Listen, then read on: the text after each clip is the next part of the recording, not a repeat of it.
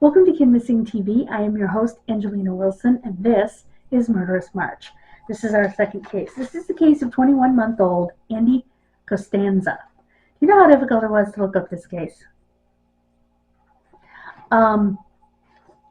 Because his name was Costanza. He was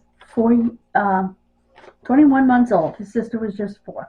On September 6, 1981. He, his sister, their aunt, and their grandpa were all sleeping in the same room. Grandpa sensed something was going on in the room, but he thought grandma or the little girl had gotten up to use the facilities, so he didn't think any more of it. In the morning, he checked the crib, and Andy wasn't there.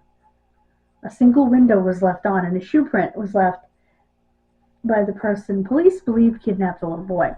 Roughly 6 hours later, 2 people setting a bait trap found Andy's body floating in San Diego Bay. He had been taken from, where is it?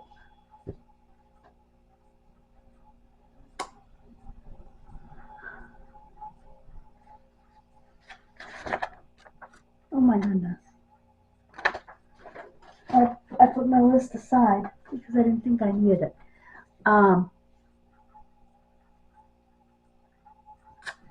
Let me grab it. I'm so sorry about that, guys. I thought it was written right here, but it's not. He's taken from California anyway. Ow. Okay.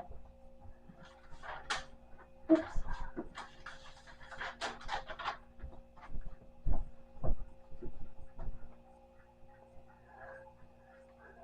Come on. Right. Okay. Sorry, guys. Imperial Beach. Somewhere they had driven up, crash, from Mexico to visit their grandfather and their aunt. Anyway, that will come into play later.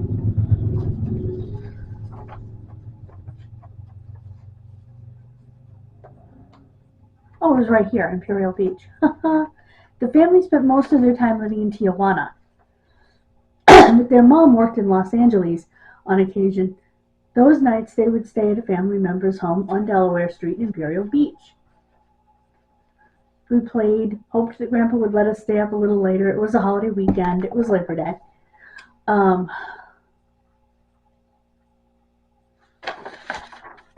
think he did.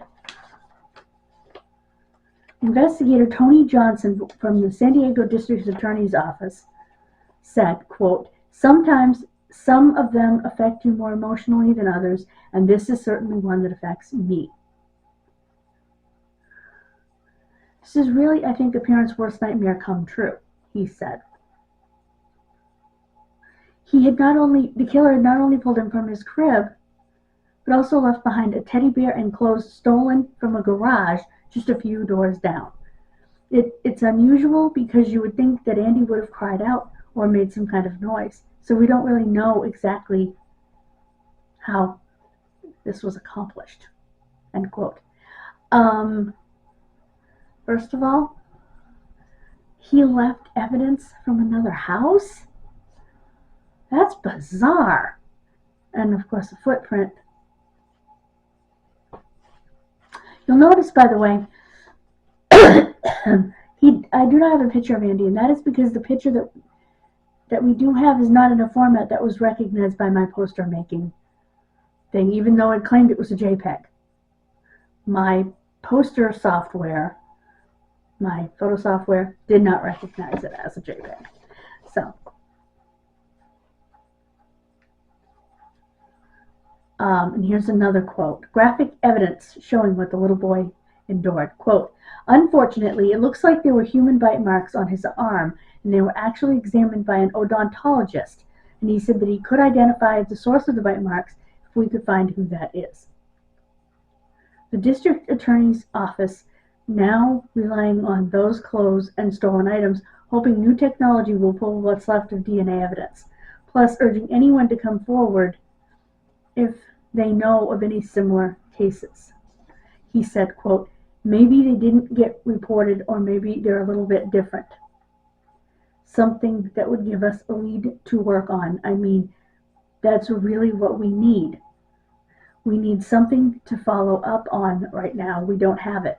We're really hoping that the detectives with modern technology can shed some light and find answers for us, especially Andy's grandpa.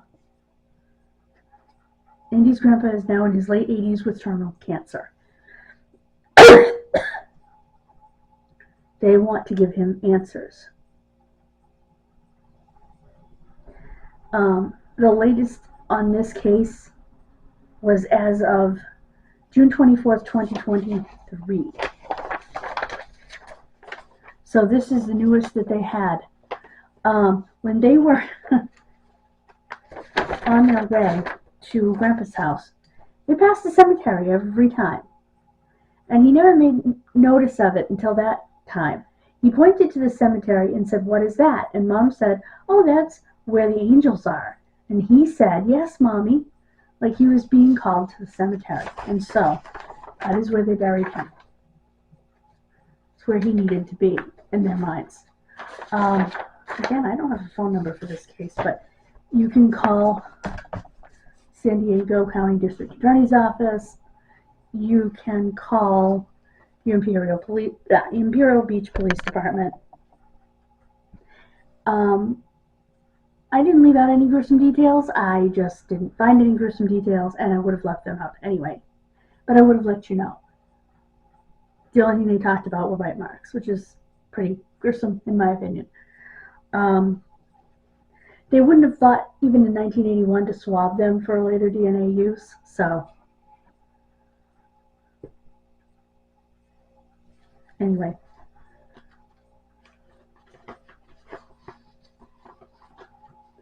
Thank you so much for joining me. God bless you. Have a wonderful rest of your day. Please subscribe. We're trying to get to 500 subscribers by Memorial Day and 200 on the other channel. We are very close.